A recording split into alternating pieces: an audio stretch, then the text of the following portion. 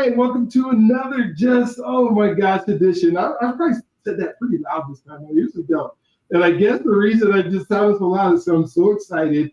I get to talk to a gentleman that I've been getting to know over the last month or so, and his name's Scott Schilling. And he has honored us by being willing to be on the show with us today. And it's just, when you think about all the people, I'm at probably 400 episodes in the last 3 years. And I have some favorites. And I know this is going to be one of those favorites because when you meet with like-minded individuals and you have people that have gone before you in some of the things that you truly want to do or the way that you want to impact people or help people, it's just so neat to be able to talk to them because I'll tell you guys right now who are watching this show and who are involved, I'm expecting to get more out of this than probably you will. So I want you to take notes, but I get to, there's just, like I said, there's people that you get to spend time with. And, Scott has been part of the speaking world and the coaching world and helping people in a big way for a couple decades now, if not over 3 decades, where he's really, truly been able to be out there and help people. I know one of the things that he told me when we first met is I've been out on the road and speaking to people and speaking to groups, and I've done over 3,000 of them in my career.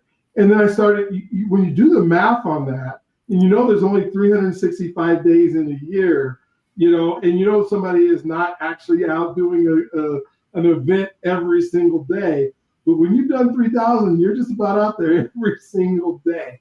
And that means the amount of people that he got to sit in front of, and the amount of people that he got to talk to. And if you've been doing it for 3 decades, and for those of you that are younger, you might not know this, but like pre-2000, there wasn't an internet, there wasn't a Zoom, there wasn't the ability to do this online stuff. I was teaching at it was Azusa Pacific University, and I was in charge of a master's program in educational technology. So I got my master's in ed tech. We're teaching teachers how to utilize technology in the classroom. Now, we started out, like when I was teaching my first classes, a big part of what I was teaching was how to connect a VCR in your classroom. Like, this is actually how you plug in the RCA cable and connect them. And then all the internet stuff we did. So we finally got these distance learning televisions, and they were, the big tube televisions, and they probably had, they were probably 55 inches, but they weren't flat screens like you just put up on the wall. We rolled them into the rooms. And we were able to connect to another campus that was, 100 miles away. And that was like the coolest thing ever. And it was like, we look at robots as we were turning around. And now we just get on Zoom, like you were telling me earlier that you just talked to somebody in Ireland today. That wouldn't happen. We had this thing called FredMail back, I think probably 93 or 94. We had FredMail. And when we would send an email, I don't know if you believe this, you probably remember this. It would take 3 days for our email to get from, so this is before CompuServe and AOL, and so we would be able to dial up this, make all this noise, and then it would, send our email to another computer, and it would call another computer, and then it would take 3 days to get from California to New York. We were excited. We were excited about the technology. So when I think about, what you had to do back in the 90s and the early 2000s in order to connect with people and to spend time with people, how exciting that must have been, and how much effort and time you had to spend, like running off and going to the Kinkos and that kind of stuff to put stuff together. You wasn't just going to email somebody something before. The preparation and the things you had to do are all just incredibly amazing, and I can't wait to hear a little bit about that. But before we do, Scott, I want to hear your story. I know I haven't heard it all yet, and I know it's an exciting one. And, as I tell all of our guests, you can, talk about from the time you were born till now or anywhere in the between. And so I'm going to give the floor to you, and I'm going to let you tell your story, and then we can chop it up right after that. So thank you again for being on. Thank you for being part of this and giving us the honor today. So appreciate it. Thank you, Brian. I appreciate the opportunity. It's always just an honor to be able to share a little bit. And it's interesting. You started making me think of things like the abacus and Yes. all sorts of, I'm not quite that God. No, you're not that old, but Anyway, where do I start? I think the formidable years are really when you go off to higher education or school or whatever you choose to do. I was blessed. I went off to the University of Iowa not only to go get a degree, but to play Big Ten football for Coach Hayden Ryan. Go Hawks. Anyway, but while I was doing that, it was at a time I was going to get a Bachelor of Business Administration degree with a marketing major, but there were no jobs at the time. You were going off at a time where you would get a college education and theoretically you'd get a job. Well, there weren't any jobs to be had at that time. And so it was like, what was going to make me different? And so I became a licensed life insurance agent at the age of 18 while I was playing Big Ten football and going to school all at the same time. Now, was it that I really wanted to be a life insurance agent? No. What I wanted to learn is face-to-face communication ability.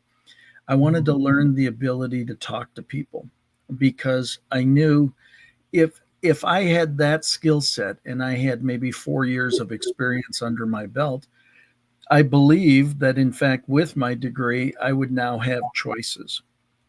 I would have different opportunities that many people would have that didn't do that. Well, that's exactly the way it worked out. I had 7 job offers coming out of school at a time when most people had none. I was extremely blessed. So now I had choices. There were 4 within the industry, within the insurance industry. Believe it or not, even though I was pretty darn good at it, I didn't want to stay in the industry. See, I was 18, 19, 20, 21 years old talking about death to these really old people. Yes. They were like 40, right? And so they were way old, right? Way old. So I didn't handle that necessarily well. Even though I was really good at selling the insurance, I wasn't good at understanding the process behind it as much as I could have or should have. So that got rid of 4 of the choices. Then came down to IBM, Shell Oil, Amana Refrigeration. At the time, IBM was a blue suit, white shirt, red tie, everyday kind of person. And I didn't know that I had that kind of discipline to really fall into that mold. So now it became between Shell Oil, multi-billion dollars, and Amana Refrigeration, $500 million. Well, I felt 2 things. Number one, I could stay living in Iowa City and go to work for Amana. I could rocket through a $500 million company faster than I could rocket through a multi-billion dollar company. So I chose Amana. And why did I go into corporate America? My dad worked for the same company for 46 years, from the time he was 17 till he was 63 when he retired. That's the model I saw. So therefore, that's what you did. Went to work, and I did that. I rocketed through. I was a national sales trainer at 25. I was the youngest sales manager in company history at 26, the youngest divisional manager in company history at 29. And literally by 29 years old, I had hit the top field position I could have and was running a division here in Dallas, Texas. And, corporate America changed. And they made some requests of me to do certain things, and they had every right to ask me. I had every right to say no. I just didn't have every right to say no and still work there. So I chose to leave that organization and became the vice president of sales for another company. And we built that for a period of time. And that's when I first started experiencing really the entrepreneurial life of going out and doing it for myself again. And so I became a consultant. Well, it just so happened that the things that I was consulting on people liked. And so they would typically say, well, why don't you become our executive vice president? So I would end up back in a company again until we did the actions that we all suggested would happen, and then we'd exit, and then it'd be okay. Then I'll go out and consult again, and back and forth. So I did that multiple times, and probably the fourth time I did that, I really felt that, sales training, being in front of a room, being in front of people, was always part of my life. Mhm. And so, but I felt that I could serve more people if I became a professional speaker, full bore. And so I did. I decided that I was going to go off and become a professional speaker. So I retained one of the many mentors I've had over my career. I learned the business, and he basically had never, although he had trained thousands upon thousands of students, he had never really recommended anybody to any companies. And a company came to him and said, "We need a speaker." And he said, "I've never recommended anybody until now. Scott's your guy." And I went and interviewed with him, saw him, and saw the presentation. And they said, "Well, John says you're the guy." And I said, "Well, it's really nice of him to say that."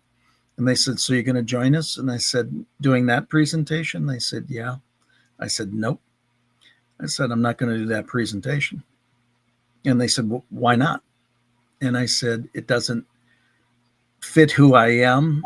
I can't do it with integrity and with all good conscience. If I can't do it with integrity and do it the right way, I can't do it." And they said, "Well, come on back the next day and see it again." So I saw it again. They said, "What do you think?" I said, "You're even better today than you were yesterday." "Okay, good. You're going to join us?" "Absolutely not." And they said, "Why not?" And I said, "I'm not that." Mhm. And it will not come out authentically. It will not be in integrity. And they said, "Well, what would you do?" And I said, "I would modify it so that it did come out authentically." And so they asked me how I'd modify it. And they said, "Well, that'll never work." And I said, "Okay." I said, "I'll make you a deal. Let's give it a shot for 90 days. And if in fact it doesn't work, fire me. And if it does, we'll keep on going." Well, we took that company from 8 million to 100 million in about 5.5 years. We put my sales training in it as well. We went from 37 people to 452. So one of us was right. Yeah. We were It able. wasn't them. Well, no, we were able to make it work and grow some really amazing things. But I think there are times in your career and in your life you've got to have conviction. You've got to believe in you, and there's a difference between quiet confidence and arrogance or egotism. Mhm. Yeah. I've never been the ego arrogant guy. I have been the confident guy because I work diligently to learn my craft and to do everything you can possibly do. And that's where it comes from. It comes from a quiet confidence of being able to know that you've been a product of the product, a student of the industry. And when you take that approach to things, it'll take you to some pretty amazing places. Oh, that's so cool.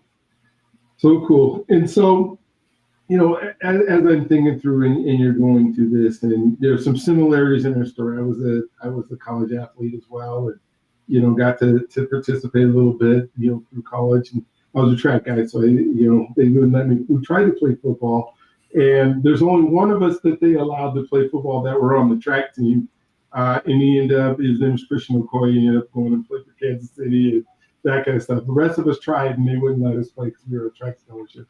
But I got to go to Europe and all that kind of stuff. And so I think that molded me when I think about identity into that confidence and that ability. Is that kind of the same for you? I mean, you're way younger than I was when I finally started working and into sales and stuff. What was that part of, just, would you say athletics had anything to do with it? Was your upbringing, did you grow up in Iowa City, or where did you actually? I grew up in Milwaukee, Wisconsin. Oh, Wisconsin. So I was a 5-sport athlete. And what's funny is that I played football. If you saw me, I went to basketball camp every summer, but if you looked at me, I don't necessarily have that basketball body, but I I played all except for 4 plays my entire high school career in football. Wow. And that was, I was knocked out. I got cold cocked and came out of the game for a few plays and then went back in. But I played offense, I played defense, I kicked, and I punted. And so I did literally everything, you know, as a football player. And I had the opportunity to go to a number of schools and play other positions, kick and punt, and play other positions on full scholarships, things like that. And actually, I was at Drake on a visit and was pretty much intending to go there. And the Iowa coaches called while I was there and said, "Are you flying or driving?" I said, "Driving." "Well, then stop back through Iowa City." And so I stopped back through and saw Iowa City and the Iowa Hawkeyes program and all that. And they said, "Well, we got good news and other news." And we got other news and good news. And I said, "Well, what's the other news?" "Well, we're late in the recruiting season. We've already doled out all our scholarships, so we don't have any." And I said, "Well, what's the good news?" "The good news is if you are who we believe you are and what you can do, you will earn one after the first season for the rest of your career." And so I turned down full rides other places to walk on at Iowa, and I earned my spot. And one of the stories that I share is there were at that time really 2 people that believed in me, and that was me and God. You know, if I had the opportunity to do that, it just seemed like the thing to do. So athletics was a big part of, and when I didn't come in as a hero, right? Because I was a walk-on. Yeah. And so I had to earn my spot. And same thing, nobody graced me with all these platforms to speak on. I had to earn all those spots. Mm-hmm. And so for me, it's never been about, I read See You at the Top by Zig Ziglar when I was probably 17, 18 years old. There was a quote in that book that forever set a course for life and put me on my path. You can have everything in life you want when you help enough other people get what they want. So I always came out of this, was I, quote unquote, a talented player or a talented this or that? I think most people would say that. Was I one that would tell everybody about that? No, I'm not that guy. And so my superpower is third-party advocacy. It's actually lifting other people up. You can sell you. Typically, I can sell you better. It's not an egotistical or arrogant statement. It's a sales psychology statement.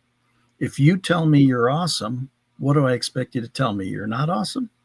You're never going to tell me that. So therefore, it doesn't necessarily influence me when you tell me all sorts of wonderful things about you. But if I say you're awesome, and then I ask you the question, "Brian, why does everybody say you're so awesome?" Now you're being informational. You're no longer egotistical or arrogant. It's simply informational. That's my superpower, is positioning people, products, and things so that people see them in the true light that they have. Well, so for me, it's never been about trying to achieve the greatest notoriety or the whatever. Now, did I work diligently to make my craft the best it could be? Absolutely. Did I work to make my name the most known? Absolutely not. God's plan and timing is perfect. The right people will know. Those who are supposed to know will know. And I'll work with those who I'm supposed to, and I won't with those I'm not. Just kind of works out that way. That's so huge in the identity part, though, that you were able to see that. Like you said, that's a superpower, to be able to see that. You know, when I talked about some of our similarities, I started out as a teacher, and I came up as a special ed kid, and they told me I couldn't do it. And so, a teacher, and then I got into the life insurance thing, and I got into sales and doing that. But I can remember some of the pivotal people that were in my sales life. I remember going to a Tom Hopkins, seminar. I feel good. I feel fine. I feel this way. Whatever all the things that we did that we're talking about, some of the psychology that you're talking about. Was that something that you adapted very early, or were there like people that were part of your, I guess at the beginning, I guess you said you had some pretty good coaches and stuff that were there, and mentors. I think you told me that. I don't know if we talked about it online, but what was that like? I mean, how were you attracted to those folks, and how did you respond? Because so many people go to them. Like, how many people go to Tony Robbins every year? That come out of there, and then how many people are actually able to absorb it and then be able to take it and make something out of it? Well, it's funny you mentioned Tony Robbins. I was the first guy to sell a non-Tony Robbins product on a Tony Robbins stage.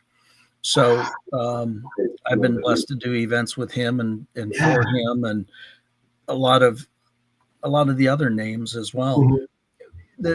The reality is, for me, it is always just about being very proficient at your craft.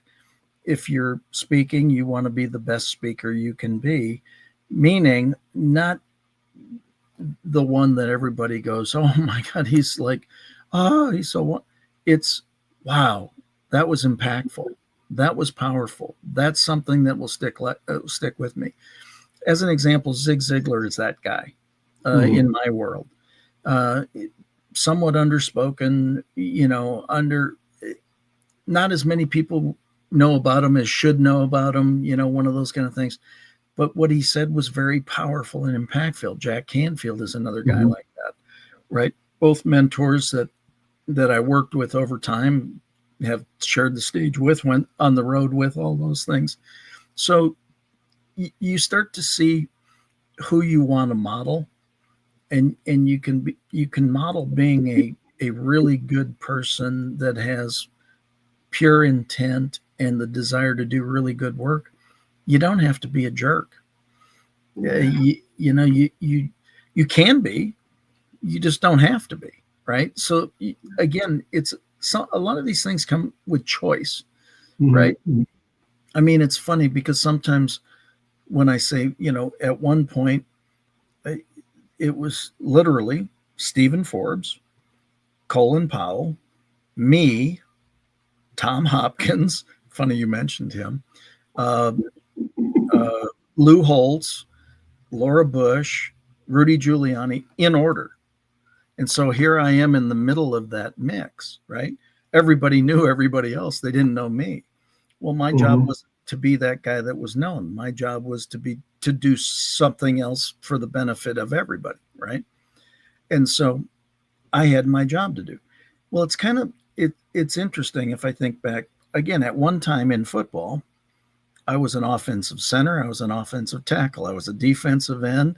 I was a defensive tackle. I was an outside linebacker. I was a kicker. I was a punter. Yeah. So which one of those is the most important? All of them. Yes. The answer is yes, at the appropriate time, right? Yeah. And so, as a kicker, you're a hero or a zero.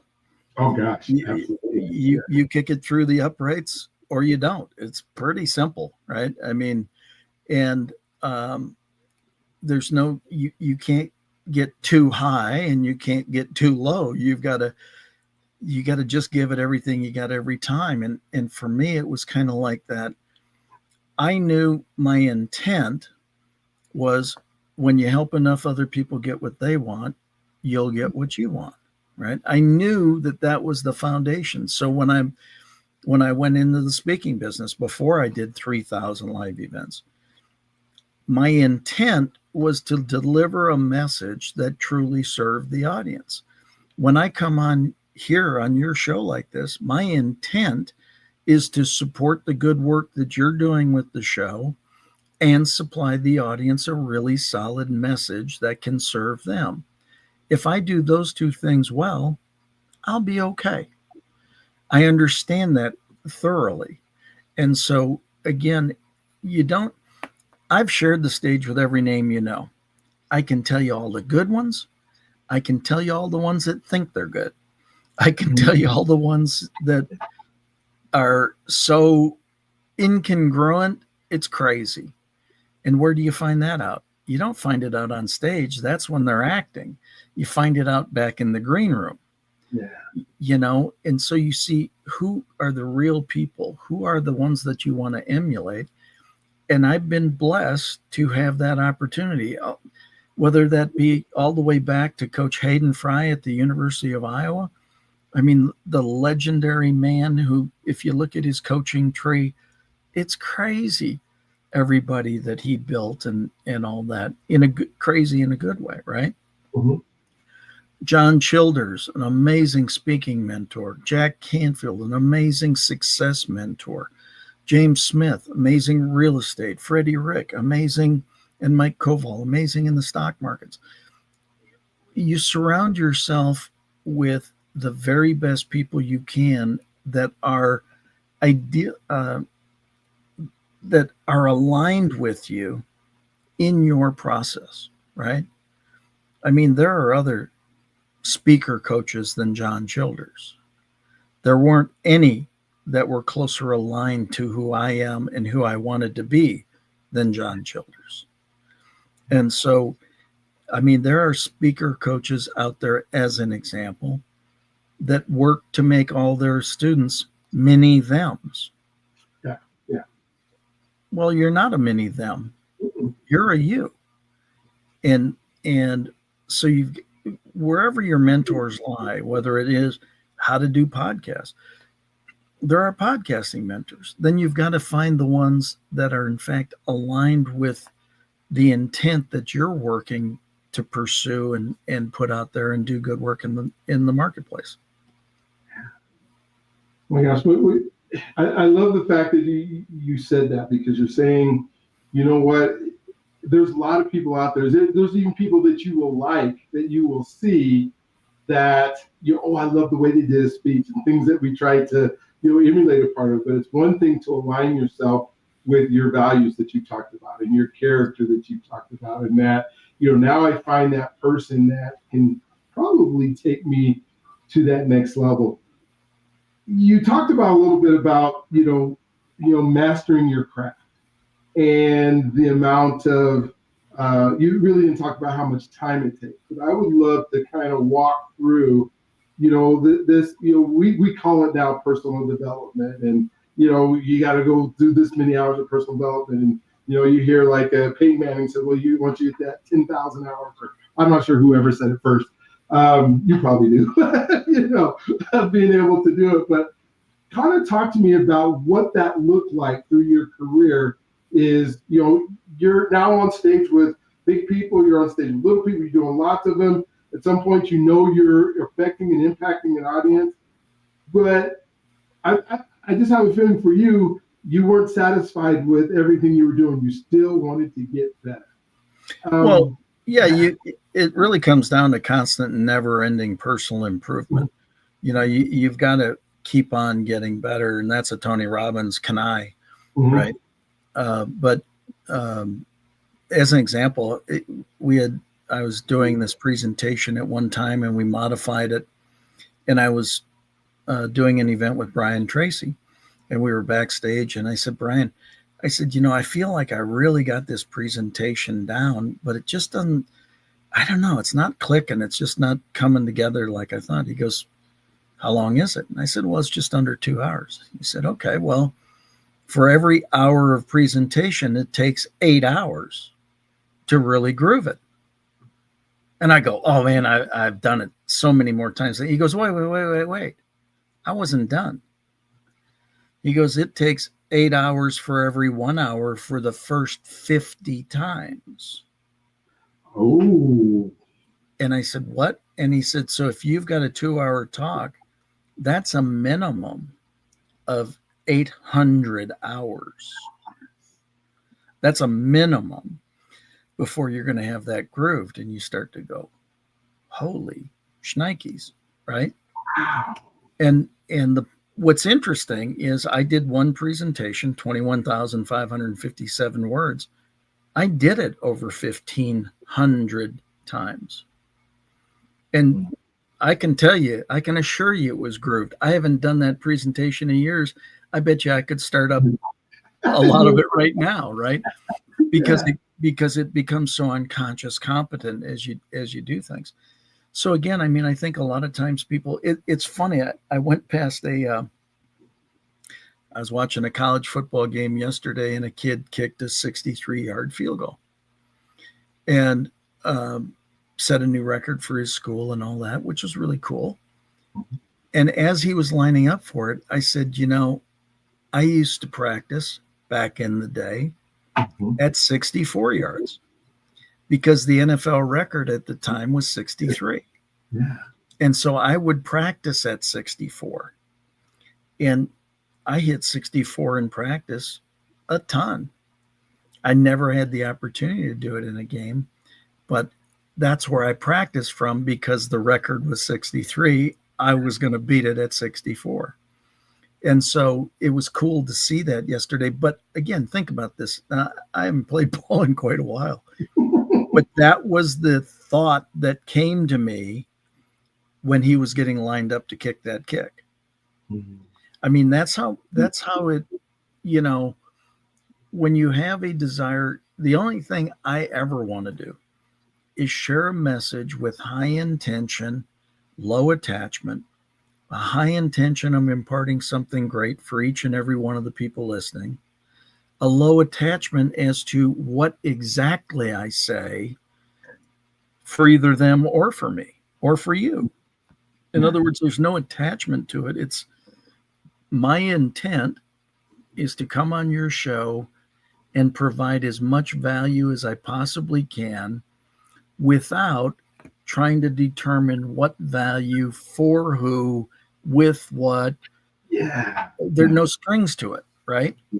And I think that that's the thing that if more people would just live in that high intention, low attachment phase, because what tends to frustrate them many times is not the outbound first intention, it's the attachment that they have to that intention Yeah. when somebody doesn't react to it the way that they would like them to react to it. I have said to people, I've won 100% of my audiences exactly never, nor do I anticipate I ever will. My intention is to positively impact the most number of lives I can every time I share something. I love that. The thing that popped into my head when you just said that, like I've never had the 100% of my my audience. I think even when your audience is yourself in the mirror, you don't even have that person. No, I get mad at me too. I love that. So when I think about the value that you're giving and that you're there, you just talked about all the time that you spent. I really want to kind of talk about distractions because now we're in this world that's not as simple, right? You worked on the same speech because we have all of these ideas that are being bombarded with us with the internet and through different people. So how would you help an individual say, okay, I want you to hone in your craft, and it's really hard to figure out what my craft is right now because in 6 months it could change a little bit, or if it is the same one, then what? But because we have all these dangling shiny objects that we think we have to be part of, how do you help somebody do that?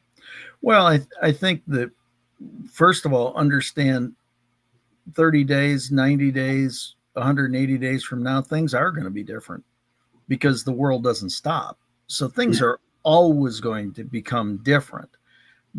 You've got to be set on what makes your heart happy and what, really, you know, and I think I shared this story with you back in December. Uh, I was doing a gratitude video. I was just celebrating the 10-year anniversary of my near death experience. Mm. And I was just saying, hey, I'm grateful for being here. I take no credit. God gets all the glory. It was his grace, mercy, and favor. Um, and I had intended to just be grateful, right? Well, here I am looking at myself on the screen and I went, wow, I guess I should ask, have I accomplished what he saved me for? And I went, some of it, but not nearly enough of it, man. And so I started looking at my own business and what I was doing, and I was doing all sorts of, I had all these different pillars that I was building off: a speaker, author, trainer, coach, consultant, media host, had podcasts and TV shows. And I'm like, why are you doing all this? Because you're good at it? That's not a good reason. Just by the way, in my mind, it's not a good reason. And so I said, what really makes you happy? Well, training and speaking. What brings you the most joy? When I'm coaching, I'm training, I'm speaking, I'm sharing a message that you can see land, that improves somebody's life for the rest of their life. Wow. I said, that's it. I'm going to stop doing all that other stuff. And it's not that I don't enjoy it or I'm not good at it. I am. Was it fulfilling? Not really. It was doing stuff to do stuff. And you sit and you go, again, what brings you joy? What gives you the greatest satisfaction, for what wakes you up in the morning? What keeps you up at night? What keeps you fired up to keep on going, right? We can all do a lot of stuff. Everybody who's listening here is infinitely talented. Yeah. Now, the question is, what makes you happy when you're using the talents? What brings you joy? What enthuses you? Enthusiasm comes from the word entheos, of God's Spirit. What puts you in God's Spirit? What are you enthusiastic about? Now, if you can make a living being enthusiastic every day, your vocation becomes a vacation. Yes. Right? Absolutely. Oh my gosh. That is so good. And I love the way that you put that. Us being able to find, because like you said, we are so talented and we can do so many different things. But what is that, Joe? I heard a pastor this week that became, I guess he was a businessman and he became a pastor. Now he's starting to do some online stuff. And he says, now that we're older, he's the same age as kind of we are, but he said, I had this conversation with God and he told me, I want you to, all the stuff that I put on the inside that I want to come out, that's what I want you to talk about. Not all the stuff that you're able to do, but what does he put you on this earth to do, right, that he gives you so much joy when you're doing that. That's what he needs to let out. And that's what it becomes your purpose. And what I call living boldly in that purpose. One of the things that I would love to hear, maybe, because through this whole thing, and as you're doing all these things and speaking, you also have a family and you have, a life that's outside of speaking. How did you balance, or that was influenced, because it seems like you had to be on the road a lot, but at the same time, I'm sure amazing dad and all that kind of stuff continued to happen. How did you balance that, and how were you able to reconcile with that every time you were out doing stuff? Well, for me, there's two great books by Dr. Gary Chapman, the five love languages, but also the 5 apology languages. Oh, yeah. and so I mean, it's interesting, and I did this analysis. When I was on the road, I would send flowers each week to my wife, right? I would do certain things either before I left or when I came back as acts of service. I would, to this day, I give her a back rub virtually every night, when we're together. So everything, I did 4 out of the 5 love languages extremely well, even from the road. Her love language was quality time. Okay, there you go. It's the hardest. Yeah. So the point is, but I had to come to recognize that, right? Yeah. So then when I was back off the road, then we had to spend really quality time. Well, then it's funny, when I stopped I mean, I spoke 288 times a year for 6 years. I was traveling a lot. And then you stop doing that. Well, that changes your routine again. And then it's, you know, everything is, everything is about, is evaluating what's going on and potentially modifying and re-executing, right? I actually do a talk called Dare to Dream. Dream, decide on your future. R, restructure your activities. E, evaluate what's going on. A, analyze and modify. M, modify and re-execute. Dream, you're constantly looking at situations and modifying, and you can tell when things are good and you can tell when things are less than good. You got to figure it out, and sometimes you got to have some friends that point it out to you, and sometimes you have a spouse that points it out to you and everything. But I mean, how do you do it? You understand what the main thing is, right? Why are you doing it? Are you doing it? It's funny, and I'm not gonna, when you're in front of 25,000 people in an arena and they're clapping for you and cheering and doing stuff, it's cool. I'm not going to pretend it's not. But is it the coolest thing? Not really. It's cool, but it's coolest when your wife comes up and hugs you and your kids run up, or they say, "Daddy, I remember when," or those kinds of things. When you're speaking in Houston and your daughter's got her last volleyball game and you bust out and you fly out and you make sure you're in the stands. Yeah. It's why do all the other things if it doesn't support you doing the important things? Wow, it is so true. And I was thinking that the reason we have airplanes and we have buses and we have cars is so that we can connect.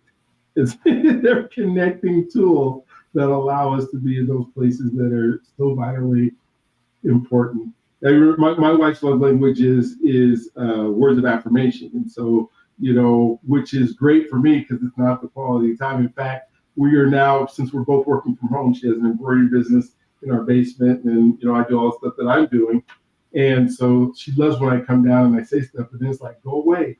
I need to go do it. We don't need to spend time together right now. If Isaac's a surface, but it's so neat that played out in your life.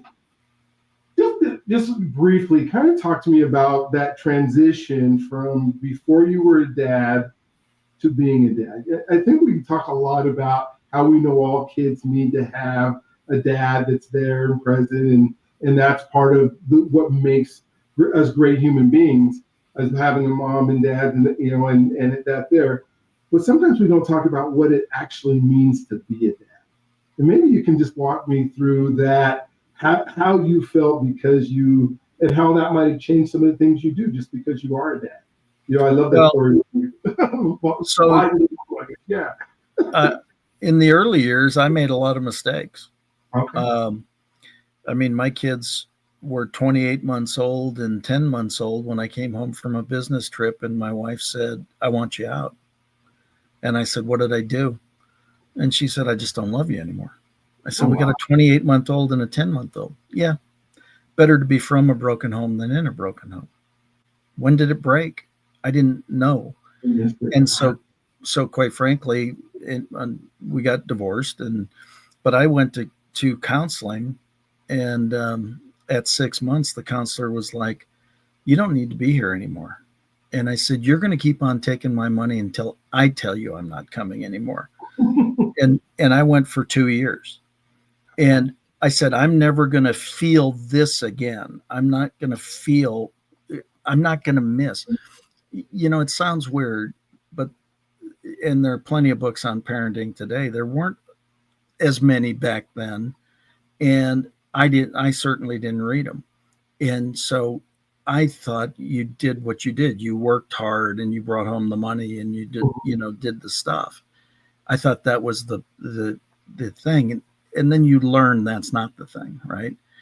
And again, so I went to counseling. I was never going to let that happen again. Well, November 25th will be 30 years married to my wife, Peggy. I'm not letting it happen again, right? Mm-hmm. I actually had some strained times with my kids growing up because of being separated and things like that. And then you finally get to the point where you have a dinner with your daughter, and she said, "Daddy, I don't know if you noticed, but through college, I dated everybody who wasn't you." And I said, "I noticed, right?" And she said, "But I just want you to know now, I just wish I could find somebody that's you." And so no matter how bad you messed it up, you didn't do it on purpose. I certainly didn't. But did I mess it up? There's no doubt that I messed it up. And so you spend then, once you have growth equals awareness plus inspired action. In order to grow, you first have to understand there's something to grow into. You have to have this awareness. And then you have to take that inspired action from that point. When I figured out kind of how bad I had messed up, or that I had messed up, and that I needed to and wanted to fix it, that's what I did. And then you get to the point where all of a sudden they go, yeah, they get old enough, you get old enough, you talk enough, you do everything. And then you go, wow, this isn't the way we want it. And so you make it better and you fix it. That's pretty consistent, not only in parenting, but it's consistent in all of it, right? We have this tendency of taking our eye off the ball. We get enamored with like you say, the shiny object, right? And that might be your career. All of a sudden your career takes off and you go, aren't I wonderful? Well, no, you're the same schmuck you've been this entire time. You just had some good things happen to you, right? And so that's where it's kind of the not being too high or too low or things like that. I've been blessed. There are not many people on the planet that can legitimately say they've done over 3,000 live events with the number of people in the audiences, sold as much from stage. But that and a quarter gets me a quarter. Who cares? I mean, they're true, they're statements, but they're not the most important statements, right? You're going to get to the pearly gates someday and they're not going to go, oh, by the way, how many events have you done? Or how many people were sitting in chairs in front of you? Yeah. It's going to be, how much positive impact did you create? How many people did you lift up? What did you do? What have you done to be a service to the greater good, right? And so, I mean, I just think that I'm no better than anybody else. I've made plenty of mistakes. I've had plenty of challenges. Okay, once again, then a quarter gets you a quarter. You just fight through it and you go next, right? It doesn't have to, no matter where you are, good, bad, or indifferent, you don't have to stay there. You can do something, right? You can learn something, you can change something, you can grow something, you can do something that is more valuable than the position you're at the moment. And so very rarely do we have all parts of our life spinning like a top. We might have, out of 7 areas of life, we might have 3 or 4 of them that are just humming. But those other 2, or maybe just one of them, are like a train wreck waiting to happen. And so you're not really any different than anybody else out there. And if anybody says they don't have any challenges, they got one, they lie. Right? I mean, it's interesting. You see the articles of some of the wealthiest people on the planet, and they're not happy. Oh, the most unhappy people. Well, you've got all the resources you can possibly have, yeah, but they don't have any friendships, or they don't have any loving relationships, or they don't have any this, or they don't have any that. Everything is a balance at some point, and I know for me, when the stages just kind of went away, not just for me, really for everybody. So you had to choose to do something else. Okay, well, I'm just going to invest in more people. I'm going to talk to more people. I'm going to coach more people. I'm going to train more people. If you can't just now, trust me, anybody says, would you like to speak in front of 25,000 again? Not until today. I mean, I'm there. Just tell me where to go. I would love to. So anyway, we all work at it all the time. And anybody who sits there and says, well, I got it all figured out, ain't got it figured out. No. Yeah, you think of this, this that we do in the blip of time, we say, okay, what impact? And we want to hear, good job, my good and faithful servant, right?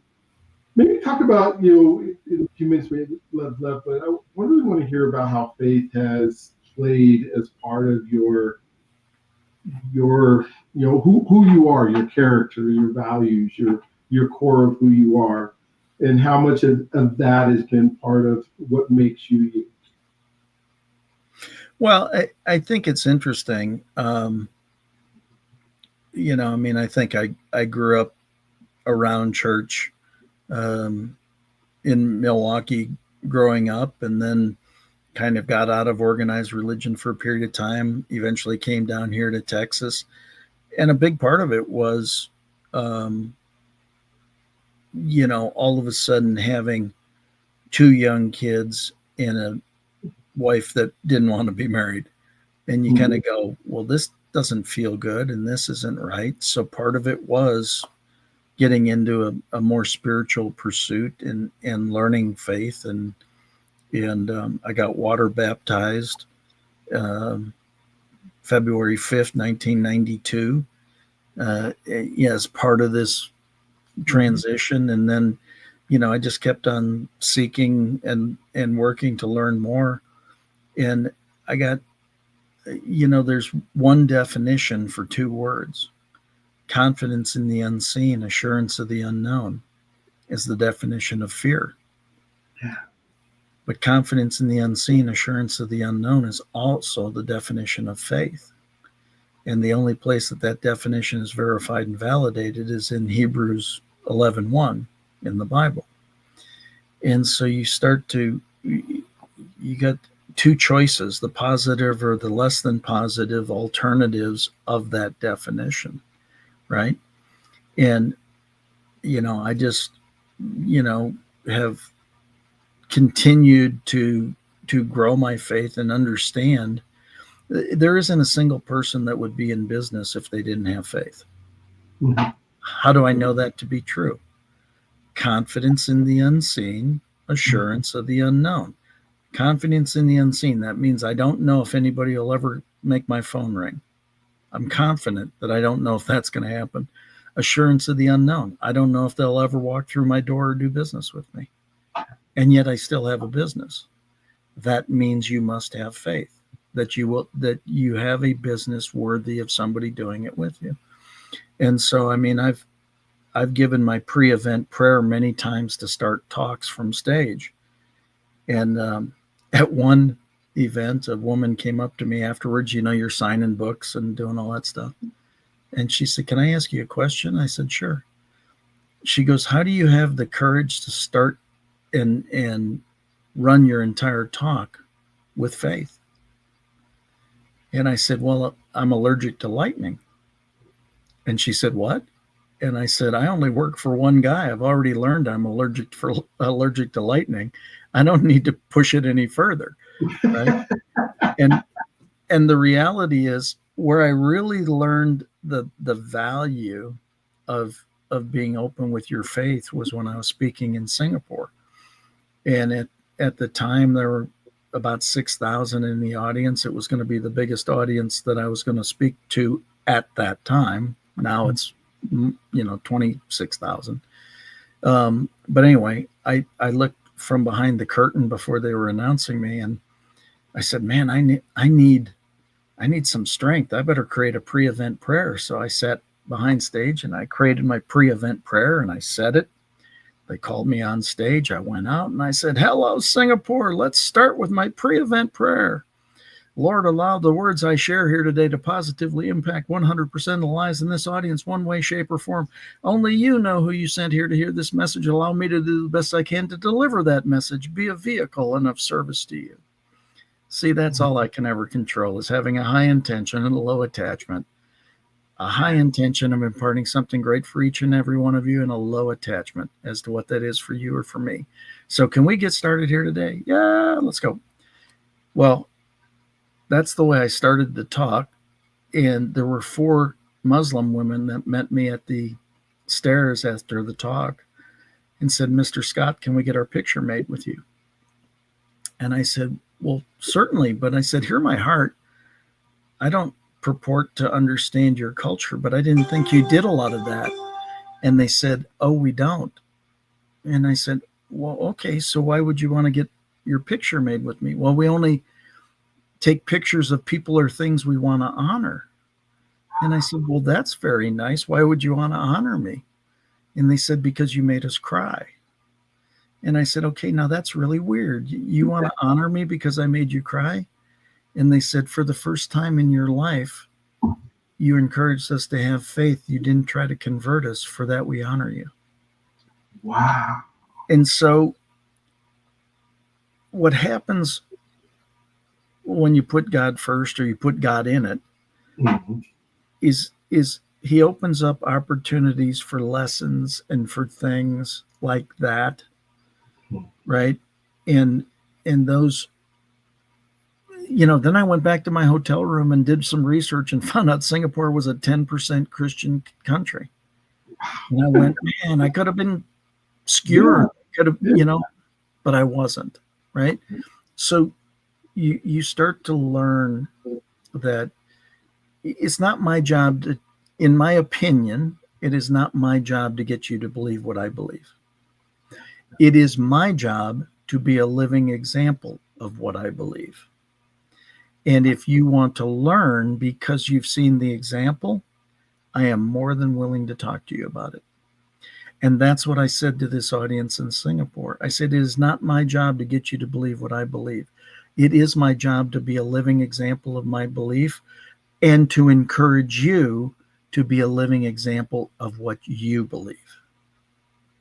That's our job, is to be the living examples of those beliefs. And that's why they came up and they said, "Thank you for, you didn't try to convert us. You honored us. You encouraged us to believe what we believe, but be proud and examples of that." And that's really what, quite frankly, if you take it and carry it over into business, that's what you should be. You should be the living example of your belief in business, that you provide more value to your customer than the customer provides to you. Money is an exchange of value. They give you certificates of appreciation called money because you've given them something of value, whether it be your speaking, your training, your coaching, your whatever, right? Mm-hmm. And so it's an exchange of value. And that's all I want to do, is I want to exchange more value with more people for the rest of my life.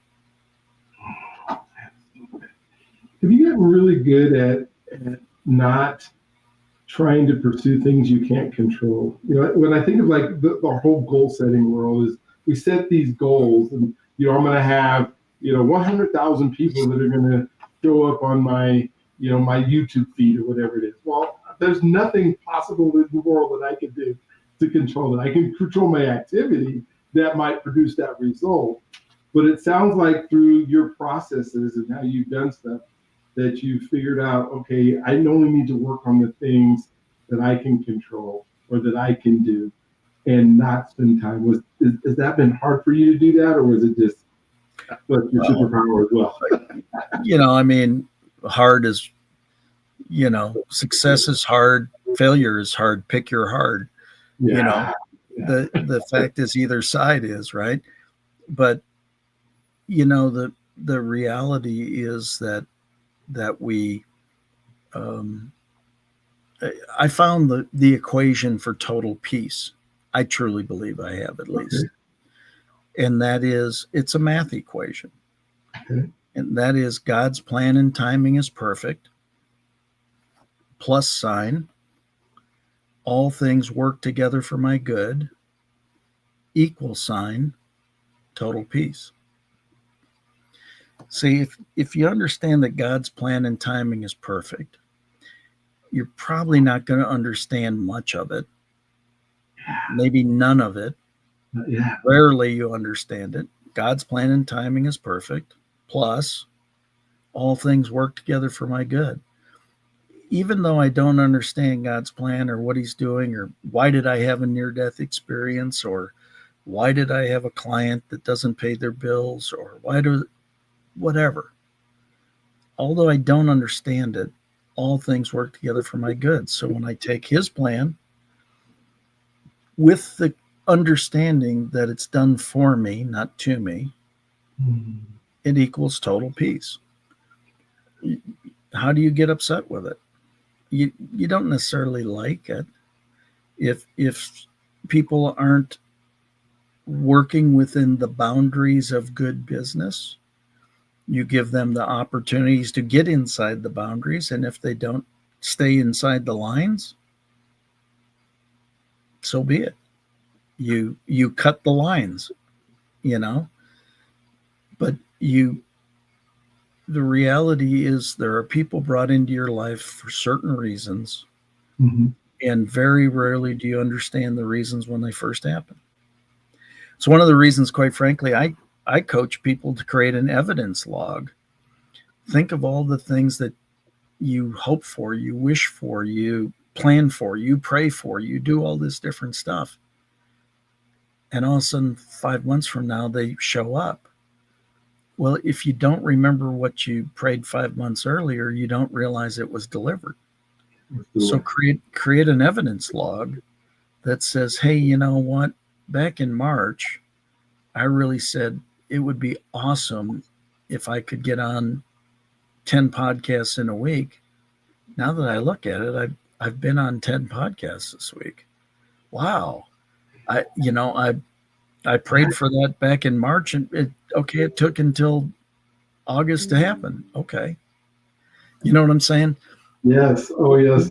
When we create the evidence log, the other thing it does is it shows good things do happen and they do show up.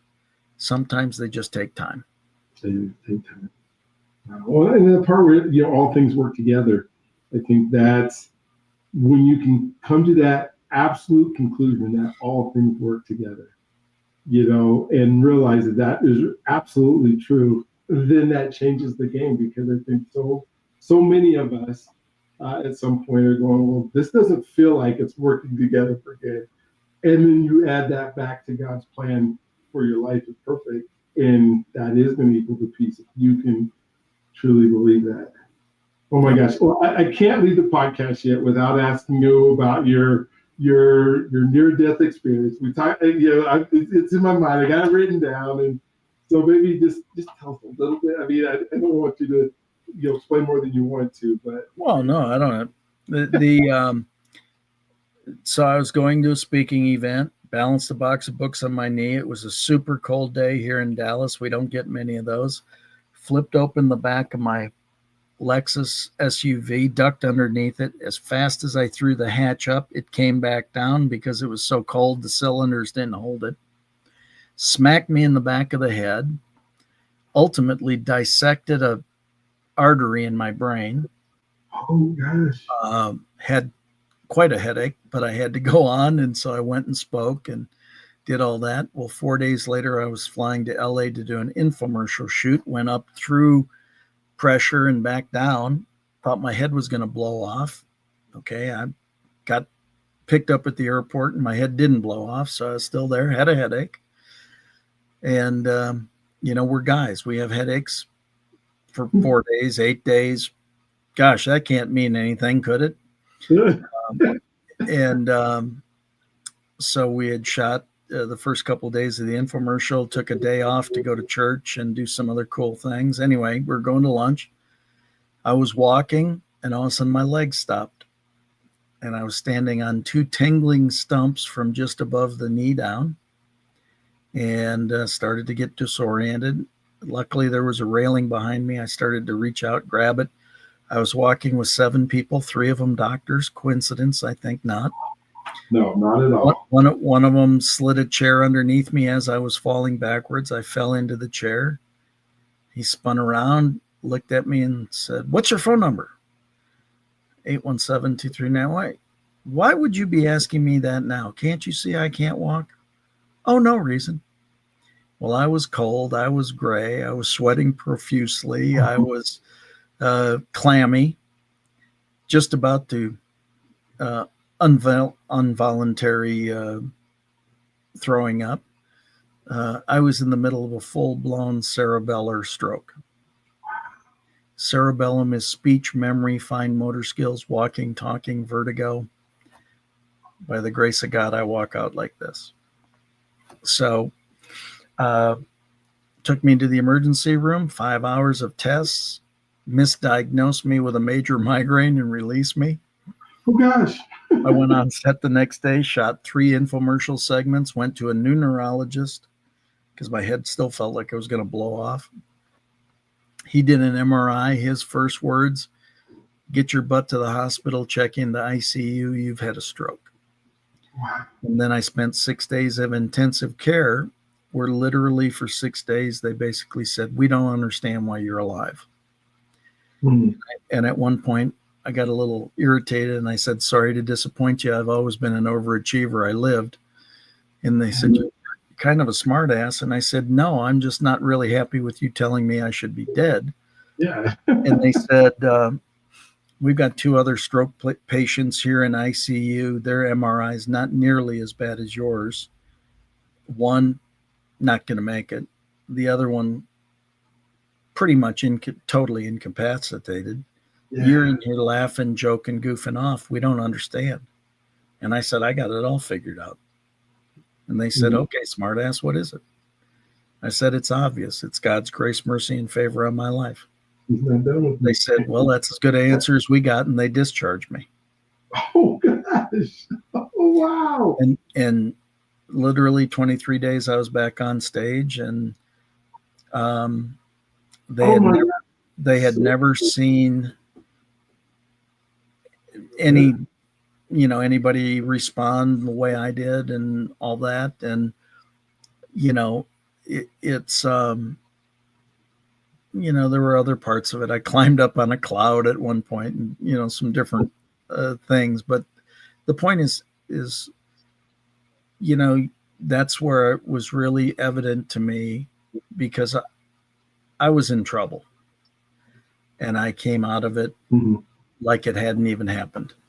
So much so that it actually, for a period of time, it upset me, because they're like, "There's no way you just had a cerebellar stroke." And I said, that's why I kept on saying, "Sorry to disappoint you. I've always been an overachiever." I don't understand why. I don't understand all the medical stuff behind it. I just know that I was blessed to come through it like this, and therefore, okay, what'd you save me for? Yeah. What do you want me to do? What's the assignment? Yes. Thank you for sharing today. I know, I told you guys, if you're still watching this, which I know a lot of you guys are, you're like, I'm so glued to my screen.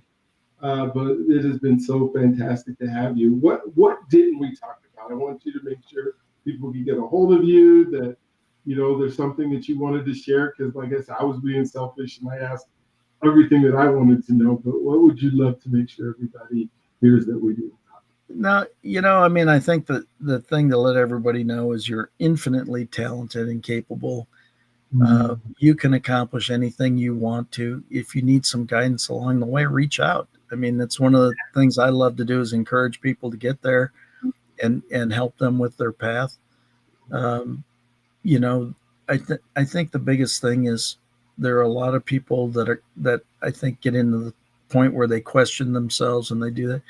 Guess what? Everybody does it sometime. You, it's okay.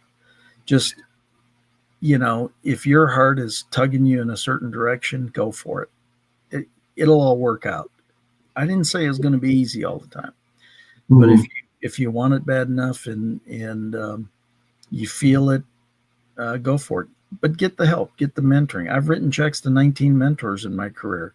I did it because I wanted to learn from the best so they could help guide me along the way. So that would be my recommendation, is just live flat out. As Les Brown says, live full, die empty. Yes. Oh my gosh. Well, thank you, Scott. It has been a privilege to be able to have you on. I hope that we get to do this again. And I could talk to you for another few hours. I know some other folks would go, well, how would you do that? I could talk to you for the rest of the day and still only get a glimpse of what he's been doing and how he's been able to impact that. If this is your first show, first time that you've seen it, I would encourage you to hit the notification and subscribe button. There are so many just fun people that I get to talk about. Not just fun, but intellectually stimulating folks that can help you move the needle. And if that's what you're trying to do, I'd love for you to be able to do that. ScottSchilling.com is Scott's website. I would absolutely 1000% encourage you to go there, see what he has to offer, see if there's something there that you can be encouraged by, that you can grow by. We just scratched the surface on just a few things that he does.